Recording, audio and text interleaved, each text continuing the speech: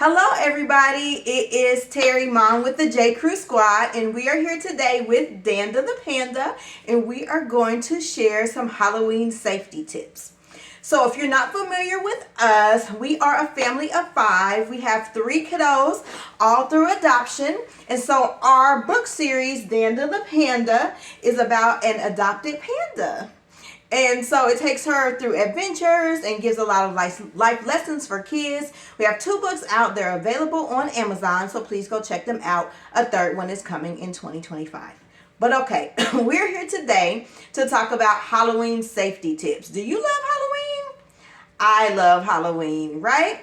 So as you get ready to go trick-or-treating as a kiddo, and as your parents get ready, and you parents are out there watching, as you get ready to take your kids trick-or-treating, Danda and I just want to share some safety tips, right, Danda? All right. So number 1 is make sure that your costume is safe. That means it's not too long so you're not tripping and falling over it, right, Danda? Make sure that you can see. A lot of people wear masks, and that's great, but you have to be able to see out of the mask so you can watch out for cars and other people and you don't have accidents. So make sure that your costume is safe. That's number 1. That even counts with reflectors and things like that on your little totes or bags. Anything that'll keep you safe, because usually you start trick-or-treating, it's light, but by the time you're done, it's dark outside, right? Especially in the Midwest where we're based. Okay, number 2. I know the candy looks so good, parents and kiddos, but please do not allow the child to eat the candy before an adult has checked it. Right? So we want to make sure that nothing's wrong with it. It hasn't been tampered with or anything like that. Also, even if it looks delicious, please don't eat anything that is not individually wrapped, right? So Starbursts that were in the pack where you just pour them in, that's not good. They need to be in the individually wrapped packs where you open the piece of candy and it still has the paper on it, and then you can eat it. Okay? So that is number 2. And that's a big one because that's hard, Danda, right? Because that candy looks so good, right? Okay. Number 3 is safety when you're crossing streets. So a lot of times we go in neighborhoods and you go up one side of the street and then you cross the street and come back. Be careful for cars, because just because it's Halloween doesn't mean that people still aren't out driving around, right? People still have their regular routines, going to work, going to the gym, going to wherever they need to be, or even running out to get more candy if they ran out, right? So I know I've had to do that before. So please watch when you're crossing the street. Don't let the excitement of Halloween throw you off and not be able to pay attention. Looking both ways, right, Danda? Both ways, right, left, and back right again, right? To make sure that we are not running into any vehicles, okay? Now, what I want you to do before we continue our list is drop down below and write any safety tips that you have for your family. What does your family do to keep safe on Halloween? Something else that I suggest as a tip is try to go to trunk or treats. Yes, Halloween is great, but also to have the opportunity to go to trunk or treats gives you more opportunity for more candy, right, Danda? Yeah, we want that. But it's also a lot of times a lot safer, right? You're not walking up to individual houses. You don't know if there are animals or things around.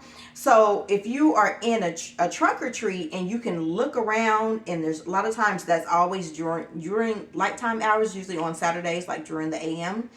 It's light outside. Sometimes nursing homes have them. So just look for alternative ways to trick-or-treat, right? The candy is the same, right? So I'm not saying you can't go in a neighborhood, but if you're looking for some alternatives, especially for smaller kids who might not want to do all that walking, then maybe a trunk or treat might be great for you.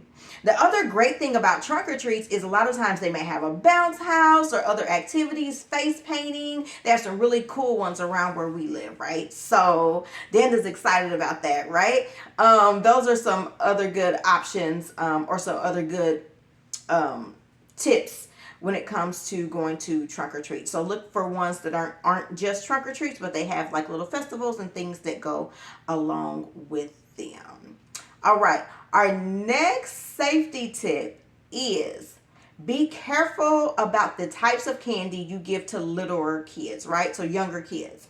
So sometimes when people pass out candy, they don't really think about the fact that some of our trick-or-treaters are little kiddos.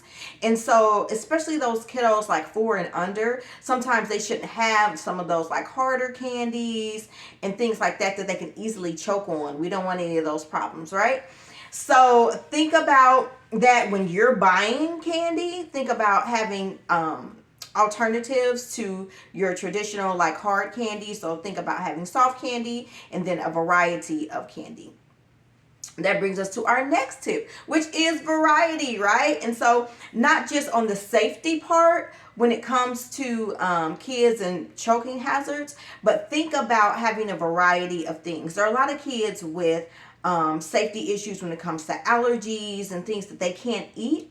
So you can buy little toys, things like that to pass out to keep kiddos safe that might be not be able to eat, like your Snickers and things that are peanut based, or maybe things that are just made in the same factory that can be exposed. So we don't want kids to have a bad time on Halloween. We want them to have a good time. So think about getting some little gadgets or maybe fidget spinners, snap bracelets, keychain types of things, little toys, as an alternative to keep kids safe as well. So those are some of our tips that we have for Halloween. Be sure that you remember to drop down below and write your safety tips. Think about things that you want to share with other people. One other one, I almost forgot. Something that our local police department sent out was a reminder that you should probably stick around your neighborhood, right? Lots of times you're more familiar with the people in your neighborhood. And so they just put that out as a tip. And I know when we were growing up, a lot of times we might go to other neighborhoods, and then every city kind of has that neighborhood that has like the full-size candy bars or something really exciting. Some people in certain neighborhoods really go all out with the decorations. We have a friend, Miss Melissa, who her house is extravagant. It has all types of great decorations for Halloween. But the police department was suggesting maybe stick to your own neighborhood. So just take that as a bit of advice. You can do that. You cannot do that. But I just thought that was something worth sharing that they shared.